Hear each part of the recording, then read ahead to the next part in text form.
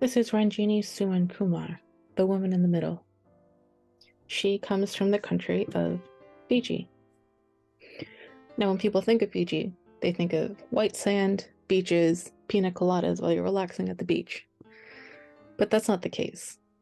Fiji is a country that suffers incredible gender inequality, poverty, and poor health among the population.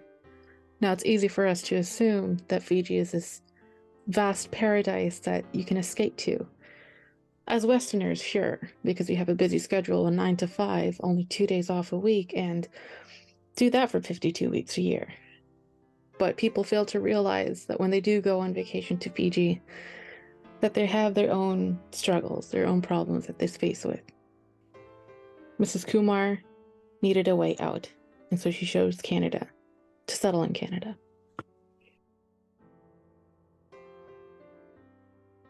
Her story begins at the age of 5. Being raised in a family of 7 was not easy, especially being a daughter. At the age of 5, she was inspired by her very first teachers and soon realized that she wants to become a teacher when she grows up. At the age of 16, however, her mother got into a really bad car accident, leading her to be the child in the household to quit school and begin earning money for her family. Her dreams of becoming a teacher were crushed. At the age of 19, she seeks the opportunity to move to Canada. Her plan was to be able to be sponsored by her sister and be able to bring over the rest of her family out of Fiji. Her imagination was that the life and her family had in Canada would be much more established and fruitious than her life in Fiji. She hoped that soon after she marries her husband and has children, her children would be educated in Canada. This meant that despite not her being able to achieve her dreams, her children would. She starts her journey in Canada as a cashier at Taco Bell and soon switches to a job at BFG Foods soon after. She will remain a loyal employee there for over 25 years. Still working diligently to make ends meet as a recent immigrant, she prepares for her arrival and her husband's arrival to Canada, and they both settle down. Soon after, she gives birth to her first daughter, Ashley Kumar, and is trampled with her balancing her work schedule and her newborn baby. She pushes forward. In having her mother to look after her newborn, she reaches a point where she needs to be providing for herself, her daughter, and her mother. Despite the hard work she's putting in, she feels secure. She knows that her children being born, raised, and educated in Canada will not have to endure the pressures that she had to. She knows that citizenship privilege will bring a plethora of opportunities for her children. Mrs. Kumar is now at a place in her life where she can look back to see how far she's come.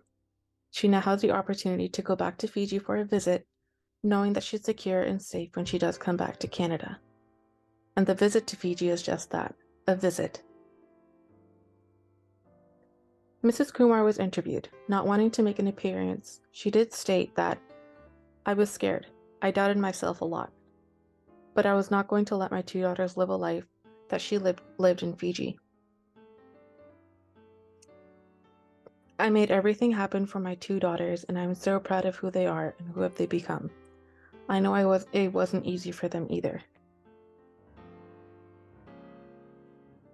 Today, Mrs. Kumar's daughters have exceeded her expectations and continue to make her proud in honor of her efforts to come to Canada for the sake of their lives. Ashley is a law clerk and is consistently getting promotions from her workplace and is content in her work environment and her coworkers.